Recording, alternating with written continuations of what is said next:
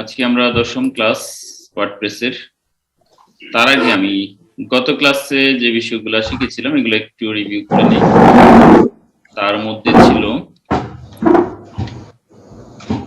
গত ক্লাসে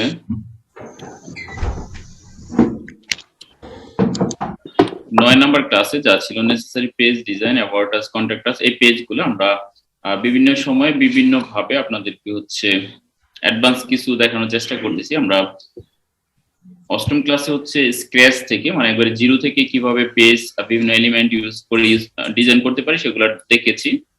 আর গত ক্লাসটার মধ্যে আমরা কিভাবে রেডিমেড যে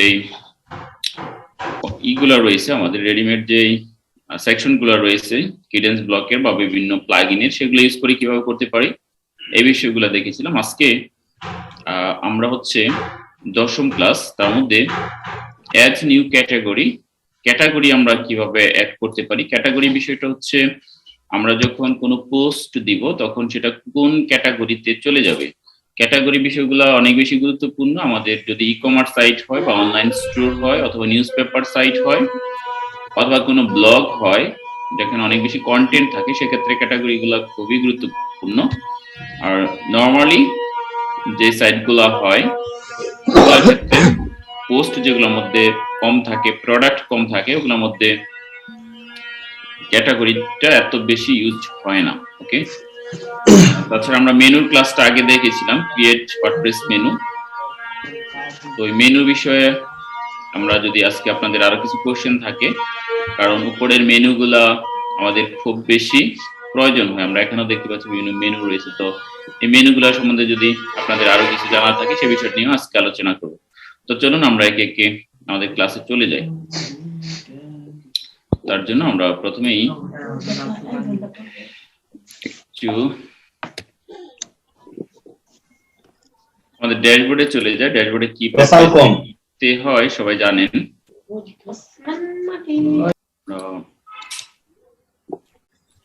ড্যাশবোর্ডে যাওয়ার জন্য আমরা আমাদের যে ওয়েবসাইট আমরা আগে অনেকবার দেখেছি, আমি আজকে আরেকবার একটু দেখে নেই। সেটা আমরা সাবডোমেইন ইউজ করতেছি এই মুহূর্তে জন্য mustafiz.footballtune। ওকে, mustafiz.footballtune.com এটা ওয়েবসাইট বা ইউআরএল। এরপর আমরা স্ল্যাশ দিব, তারপর wp-admin। ওকে, এটা দেওয়ার পরে আমরা এন্টার দিব। যেহেতু আমরা আগে পাসওয়ার্ডটা সেভ করে রেখেছিলাম এই জন্য আমাদের সরাসরি ড্যাশবোর্ডে নিয়ে যাবে। যদি আমরা পাসওয়ার্ড সেভ করে না রাখি তাহলে আমাদের ইউজার এবং পাসওয়ার্ড দিয়ে ড্যাশবোর্ডে আসতে হবে। তো এই বিষয়গুলো আপনাদের একবারে মুখস্থ হয়ে গেছে, আমরা বারবার এগুলো করতেছি, আপনারা জানেন। তো চলুন আমরা এখন চলে যাই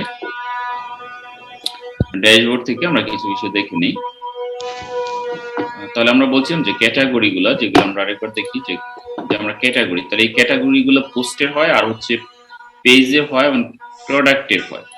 তো কিভাবে আমরা ক্যাটাগরি ক্রিয়েট করবো এগুলো আমরা একটু দেখে নিই। পোস্ট, আমরা যদি পোস্টে যাই, পোস্টে যাওয়ার পর আপনারা দেখবেন যে অল পোস্ট, অ্যাড নিউ, তারপরে রয়েছে ক্যাটাগরিজ। এই ক্যাটাগরিতে ক্লিক করে আমরা রাইট বাটনে ক্লিক করে open link in new tab, নতুন ট্যাবে আমরা খুলি। তারপরে যদি আমাদের ই কমার্স প্লাগইনটা অ্যাড করি, যেটার মধ্যে আমরা ই কমার্স বা অনলাইন স্টোর যখন ক্রিয়েট করব তখন আমাদের ই কমার্স একটা প্লাগইন অ্যাড করতে হয়, সেটা আমরা আজকে দেখব। আচ্ছা, তার আগে আমরা ক্যাটাগরিতে চলে আসছি। এই মুহূর্তে আমাদের কোনো ক্যাটাগরি নাই, আমরা দেখতে পাচ্ছি যে লিস্টের মধ্যে আনক্যাটাগরাইজ নামে একটা ক্যাটাগরি আছে। ওকে, এটাকে আমরা এডিট করে দিতে পারি। তাছাড়া আমরা নতুন ক্যাটাগরি ক্রিয়েট করতে হলে আমরা এখান থেকে add new category, name, slug, parent category আমরা দিব কিনা, প্যারেন্ট দেওয়ার কোনো প্রয়োজন হয় না, যেন আমরা এটা দিব না, ডিসক্রিপশন না লিখলেও চলে। তো আমরা নেম দেই যে আমরা কি ক্যাটাগরি তৈরি করব। তো আমরা যেহেতু এখন শিক্ষামূলক ওয়েবসাইটের জন্য কাজ করতেছি, আমরা ক্যাটাগরি যদি আমরা চাই যে ব্লগ, আমাদের যে পেজটা থাকবে ওই ব্লগের মধ্যে আমাদের পোস্টগুলো আমরা দিতে চাই, তাহলে আমরা ব্লগ নামে একটা ক্যাটাগরি ক্রিয়েট করতে পারি। দেখেন স্ল্যাগের মধ্যে আমি ব্লগটা কপি করে দিয়ে দিলাম। তো এখানে যেটা হবে, নেমটা ব্লগই থাকবে, স্ল্যাগটা ছোট হাতের হয়ে যাবে সবকিছু এখানে। আর যদি আমরা দুইটা ওয়ার্ড দেই সেক্ষেত্রে মাঝখানে একটা ড্যাশ চিহ্ন অটোমেটিক চলে আসবে। যেমন আমি একটু বোঝানোর জন্য দিয়ে দিচ্ছি আর্টিকেল, ব্লগ আর্টিকেল লিখলাম। এখন এটা হচ্ছে স্লাগ।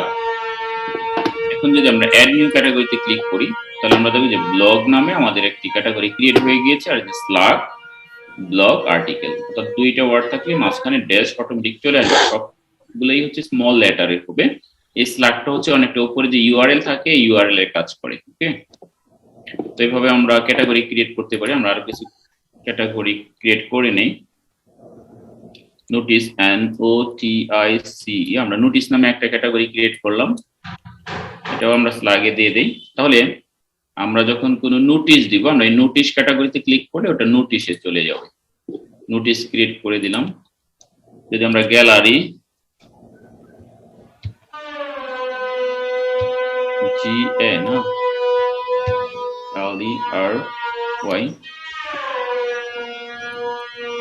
গ্যালারি ক্যাটাগরি ক্রিয়েট করি, আমরা অ্যাড নিউ ক্যাটাগরিতে ক্লিক করে আমরা গ্যালারি ক্যাটাগরিটা ক্রিয়েট করে দিলাম। পরবর্তীতে আমরা চাইলে এই নামগুলো এডিট করতে পারি, স্ল্যাগগুলো এডিট করতে পারি, অথবা ডিলিট করে দিতেও পারি। তাহলে আনক্যাটাগরাইজ যেটা রয়েছে, আমরা চাই না আনক্যাটাগরাইজ রাখতে, তবে চাইলে রাখতেও পারি, এটাকে এডিট করে চেঞ্জ করে দিতে পারি। তো এখন আমরা কিভাবে এডিট করব, এডিট অপশনে গেলাম, এখানে দেখেন দেখতে পাচ্ছি আনক্যাটাগরাইজ। তো এখানে আমরা একটা ক্যাটাগরি দিয়ে দেই ভিডিও, VIDEOS, ভিডিওস। অর্থাৎ আমরা যখন কোনো ভিডিও দিব ওই ভিডিওগুলা ভিডিও ক্যাটাগরিজ এর আন্ডারে শো করবে, যদি আমরা চাই সেরকম এটা দিয়ে দিতে পারি। এখানে আমরা দিলাম, এবার দেখি এটা আপডেট দিতে। দেখেন একবারে নিচে আমরা যখন এডিট করব তখন একবারে বামে নিচে আমরা চলে যাব, আপডেট নামে একটি বাটন পাবো, সেখানে ক্লিক করব, তাহলে আমরা ক্যাটাগরিগুলোকে এডিটও করে দিতে পারবো। এখন আর আগের মতো শো করতেছে না, এই জন্য আমরা দেখেন যে উপরে বাম পাশে রয়েছে গো টু ক্যাটাগরিজ, এখানে ক্লিক করলে আমরা আবার আগের মতো ক্যাটাগরি পেজে চলে আসলাম। তাহলে আমরা 1 2 3 4 এভাবে যত খুশি তত ক্যাটাগরি ক্রিয়েট করা যাবে, এবং আমরা যখন পোস্ট করব সেগুলোকে কোন ক্যাটাগরিতে চলে যাবে অটোমেটিক আমরা টিক চিহ্ন দিয়ে দিলেই যখন পোস্ট করব ওইখানে চলে যাবে। তো এগুলো হচ্ছে আমরা পোস্টের ক্লাসে দেখবো নিশ্চয়ই।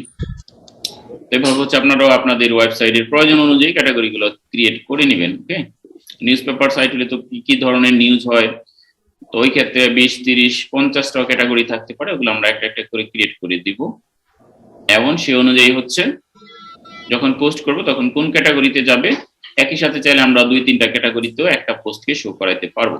আচ্ছা, এখন যখন আমরা মেনু এডিট করব তখন কিন্তু এই ক্যাটাগরি অপশনগুলো দেখতে পাবো, আমরা এই ক্যাটাগরিগুলোকেও মেনুতে শো করাইতে পারবো।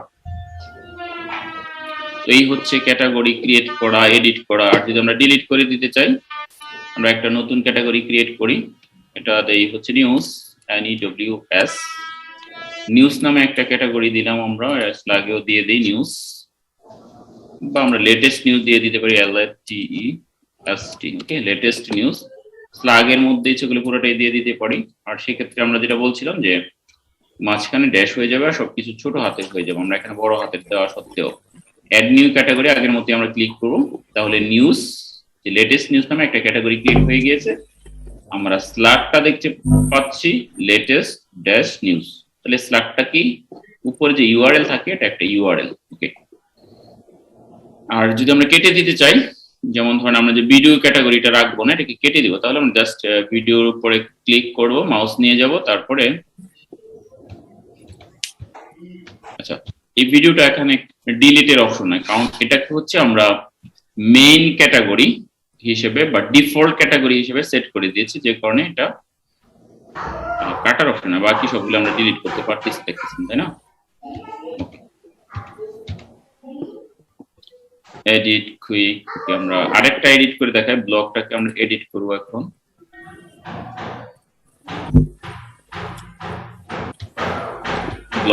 ব্লগ আর্টিকেল নান, এখানে ডেসক্রিপশন দিতে পারি, জাস্ট আমরা কোনো চেঞ্জ করতে চাইলে,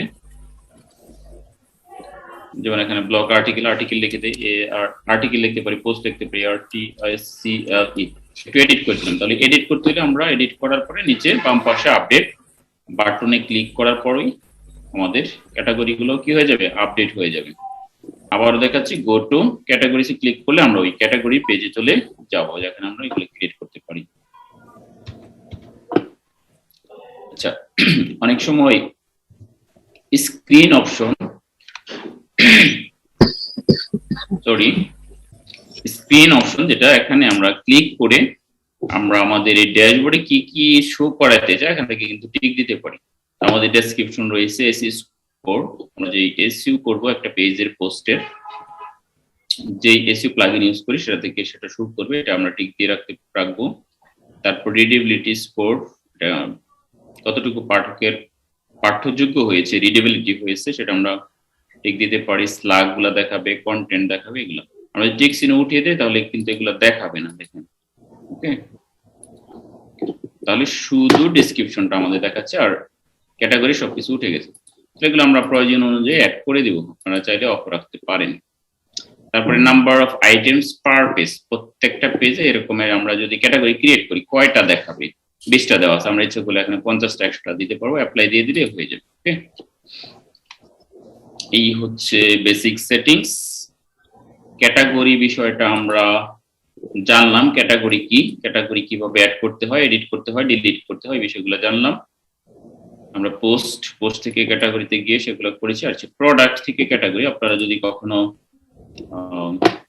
অনলাইন স্টোর নিয়ে কাজ করেন, ই কমার্স সাইট নিয়ে কাজ করেন, তখন তো আপনাদের এই বিষয়গুলো জানতে হবে, এবং যখন আপনারা অন্য কাউকে শিখাবেন তখনও এটা জানাইতে হবে তাদেরকে। তো আমরা চলে যাই প্লাগইনস। আমরা দেখতে পাচ্ছি এখানে নোটিফিকেশন লাল হয়ে রয়েছে, অনেকগুলো আপডেট আসছে, তাই না? আচ্ছা, আমরা এটাতে যাই, প্লাগইন থেকে ইনস্টলড প্লাগইন, এখানে ক্লিক করব। তাহলে আমরা এই যে নোটিফিকেশন গুলা দেখতে পাবো কিছু, তার মধ্যে দেখি কি কি নোটিফিকেশন আসছে, মানে কিছু আপডেট চলে আসছে, এগুলো আমরা আপডেট দিয়ে দিব। একটু নিচে যাই, লাইট স্পিড ক্যাশ নামে একটা যে প্লাগইন ইউজ করা হয়েছে, এটা আমরা অ্যাক্টিভেট করি নাই। তারপরে অ্যাক্টিভেট না করলেও আমরা যদি রাখতে চাই পরে অ্যাক্টিভেট করব সেই উদ্দেশ্যে, তাহলে আমরা আপডেট দিয়ে দিব। ই-কমার্স, এটাও আমরা ইনস্টল করা আছে বাট অ্যাক্টিভেট করি নাই, এটাও আমরা আপডেট দিয়ে দেব। আচ্ছা,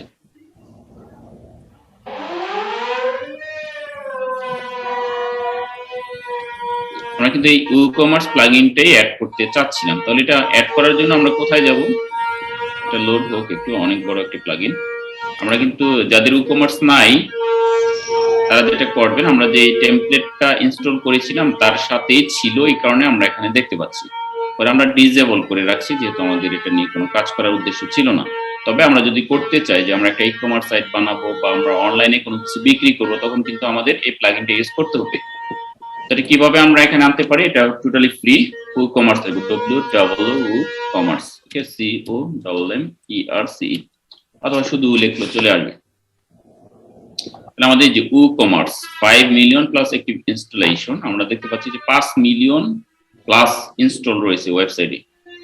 এটা ওয়ার্ডপ্রেসের জন্য সবচেয়ে সেরা একটা প্লাগইন বলতে পারি, যেটা দিয়ে হচ্ছে আমরা ই-কমার্স অনলাইন স্টোর পরিচালনা করতে পারি। ওকে, তাহলে আমরা এটাকে কি করব, এরকম ইনস্টল নাও লেখা থাকবে, ইনস্টল নাও ক্লিক করব, এরপরে লেখা আসবে অ্যাক্টিভেট, যেহেতু আমার ইনস্টল করা আছে এখন আমি অ্যাক্টিভেট করলেই হবে। আপনারা হচ্ছে ইনস্টল নাও ক্লিক করবেন, তারপর অ্যাক্টিভেট করবেন। আমি এখন অ্যাক্টিভেট এখান থেকেও করতে পারি, আবার প্লাগইনের ভিতর থেকেও করতে পারি। তাহলে এখান থেকে দিলে অটোমেটিক হয়ে যাবে। আর যদি প্লাগইনের ভিতর থেকে দেই, আমি প্লাগইনের ভিতর থেকে গিয়ে দেখাচ্ছি কিভাবে আমরা অ্যাক্টিভেট করব। চলে যাব নিচে, যে ই-কমার্স ডিলিট, ক্লিক করলে ডিলিট হয়ে যাবে। আর এখানে যে অ্যাক্টিভেট লেখা আছে এখানে ক্লিক করলে অ্যাক্টিভেট হয়ে যাবে। ওকে, সেম যেটা আমরা প্লাগইনের পেজ থেকে করতে পারতাম, এটা আমরা প্লাগইনের ড্যাশবোর্ড থেকেও করতে পারি একইভাবে। তাহলে আমাদের ই-কমার্স কি হয়ে গেল, এখানে সেট হয়ে গেল। এখন আমরা প্রোডাক্ট পাবো।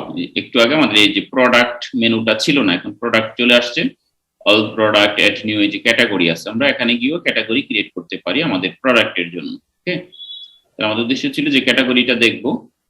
এই ই-কমার্সের বিভিন্ন সেটিংস রয়েছে, কিভাবে আমরা ই-কমার্স সেটিংস করব, এটা আমরা আমাদের 15টা ক্লাসের শেষে, আপনারা যদি কেউ ই-কমার্স সাইট খোলেন, বেশি সময় লাগবে না, হয়তো আমাদের আধা ঘন্টা সময় লাগবে, আমরা এক্সট্রা ক্লাসের মধ্যে ই-কমার্সটা কিভাবে সেটিংস করতে হয় সে বিষয়টা জেনে নিব। আচ্ছা, তারপরে আমরা এখন আজকের ক্লাসের যে শিডিউল ছিল তার মধ্যে ছিল হচ্ছে